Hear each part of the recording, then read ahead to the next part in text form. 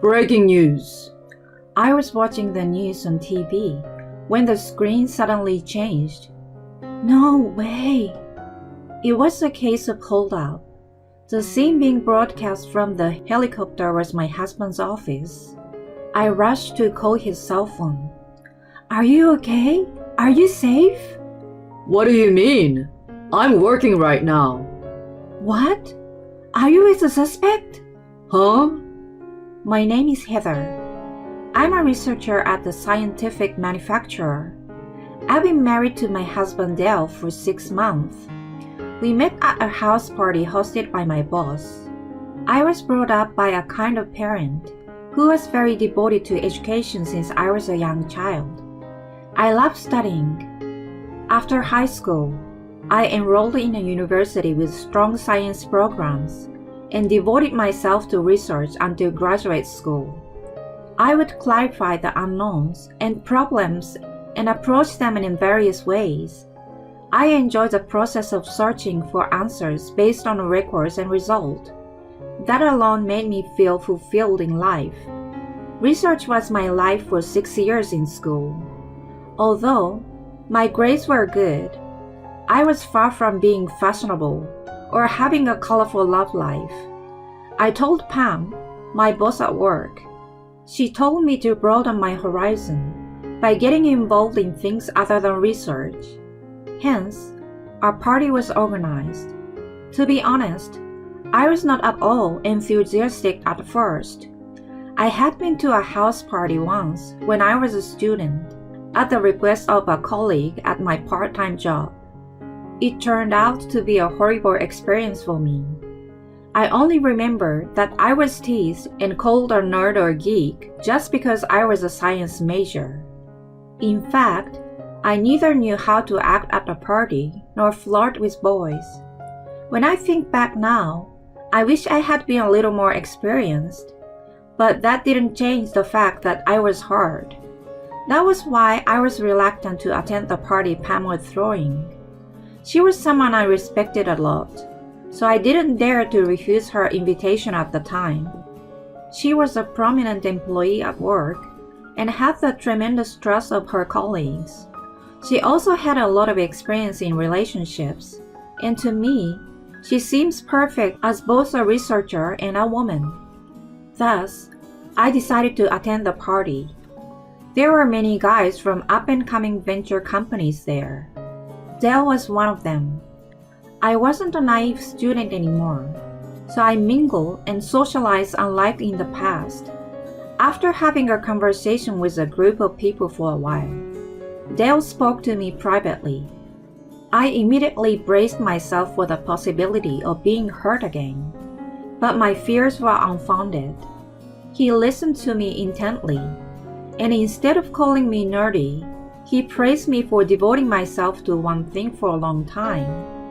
It was the first time anyone had ever said such a thing to me, and I was instantly attracted to him.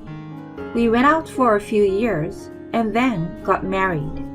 We were in our honeymoon period for about 6 months. Then, his attitude began to change.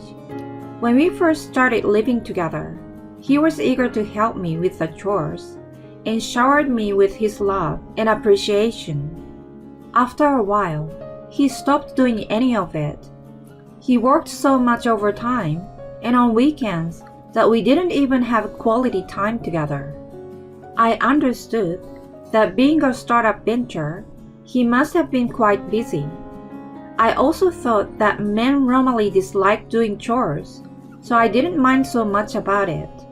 However, when he started coming home smelling of alcohol and a woman's perfume, I began to worry a little. One day, I couldn't bear the feelings of loneliness and anxiety about him cheating on me, so I asked him directly, "Hon, you have been coming home late these days. I want to spend a little more time with you.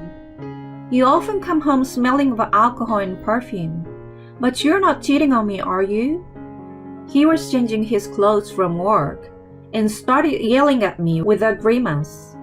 It's a very important time to build a relationship with my clients for the company's success right now. I've been taken to places I don't even want to go and forced to drink.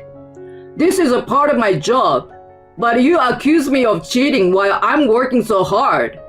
Have you lost your compassion after studying too much? You're an unfit wife. Shame on you. I didn't expect him to be so upset. I assumed he must have been under a lot of pressure, and my lack of consideration had made him angry. I regretted it and apologized repeatedly, but he became even colder than before.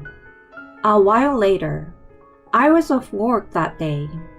Dale left for work early in the morning. I was folding the laundry while watching the news on TV when the anchorman reported breaking news.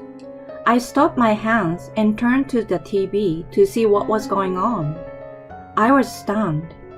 A man had forced himself into Dale's office and was holding an employee hostage.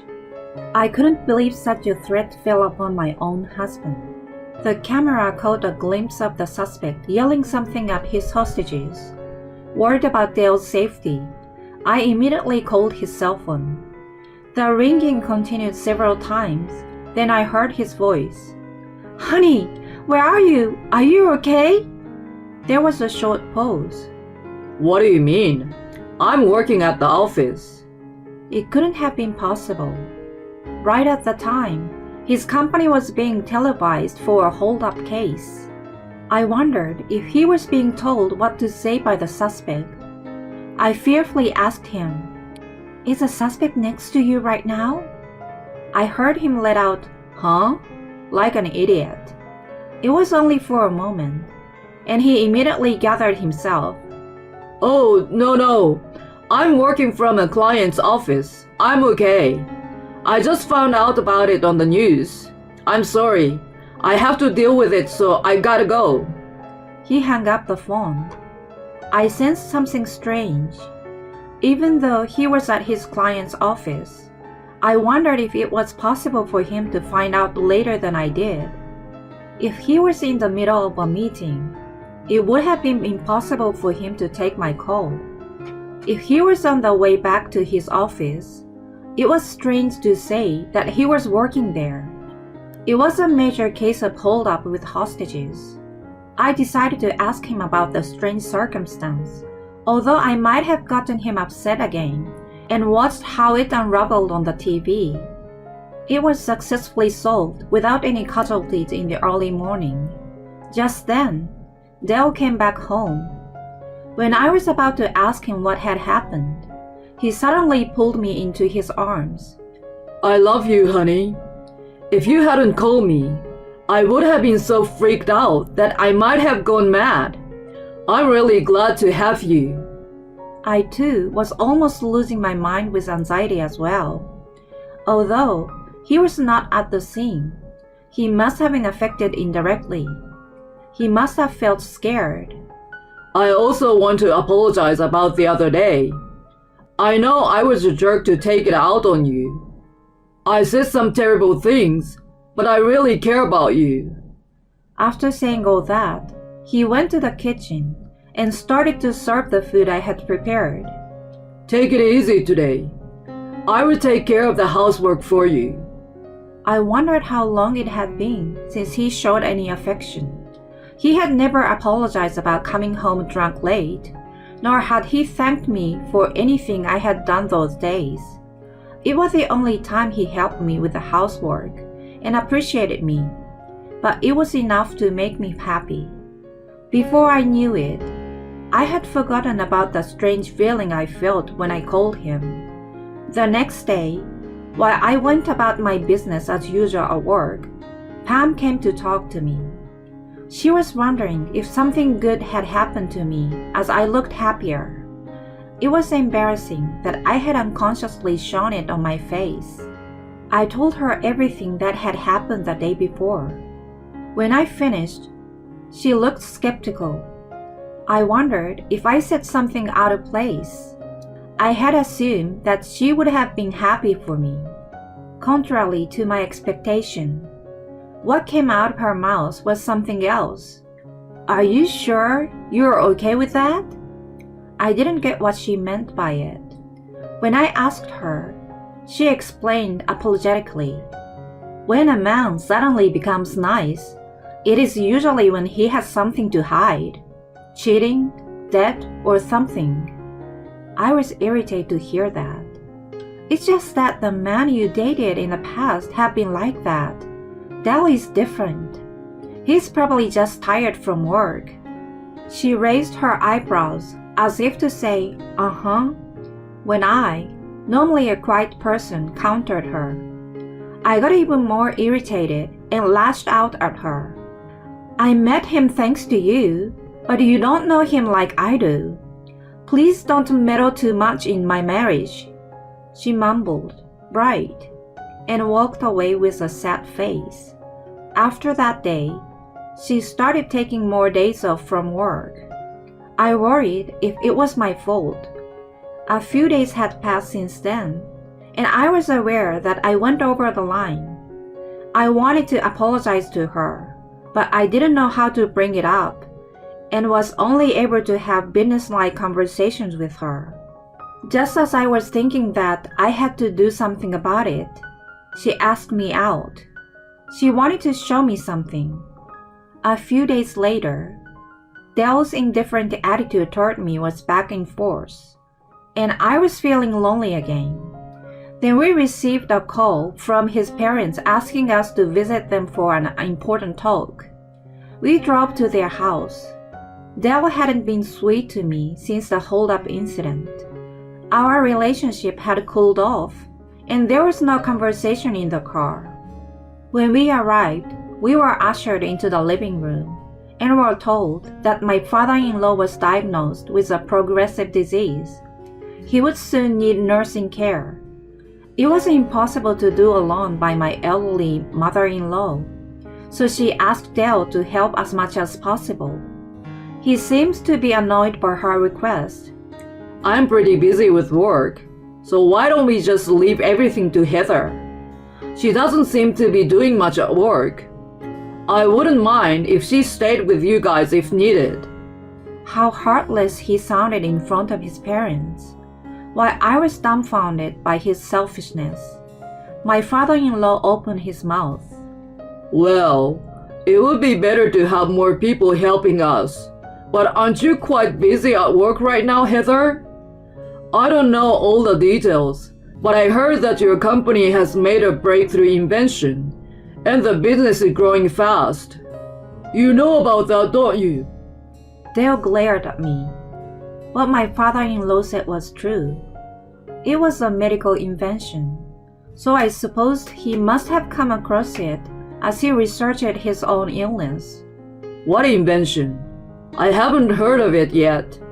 How come he knows about it and I don't? Don't embarrass me in front of my parents. Although the volume of his voice was kept down in front of his parents, his tone was filled with anger. His big pride was hurt.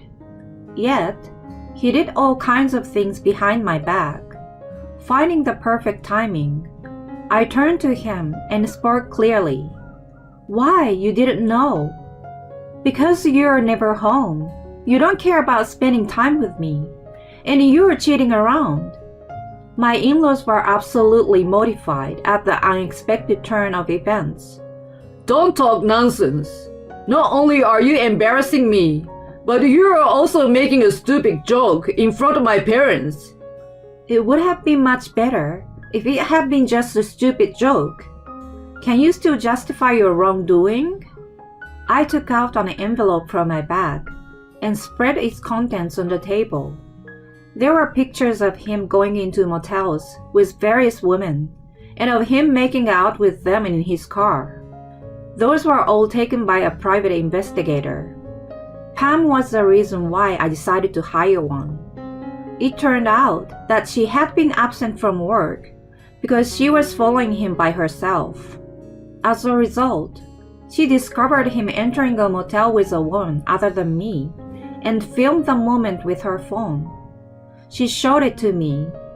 It would be a lie if I said I didn't think what terrible news she brought upon me at that time. She told me that she was deeply suspicious of him and that she didn't want to see me being deceived by him. If there was nothing suspicious, she would have told me everything and apologized, and at worst, she expected me to condemn her. Since I had seen irrefutable evidence, I could no longer escape from reality. I decided to thoroughly investigate his affair and hired a professional investigator. According to the investigation, he was having multiple partners and even complained about me to them. My wife has no feminine charms. I married her thinking she could at least be a housekeeper, but all she can do is research. She doesn't know how to please a man at all. Compared to her, you are amazing. He bad-mouthed me. By the way, how did I know that? One of his partners was not serious about him and sold him for a little gift. His parents were so shocked that they were in tears as soon as I mentioned the divorce and alimony. Wait, that's not true. He started to make excuses and pleaded with me to forgive him. I just gave in to temptations. You know, I had been drinking, so I wasn't thinking straight when they made a move on me. The only person I really love is you. You are smarter than me, so you can see that, right? What nonsense. He totally underestimated me. He must have been playing with many women like me by whispering sweet words to them. He enjoyed it enough, and it was time to pay the bill. I'm neither your housekeeper nor your servant.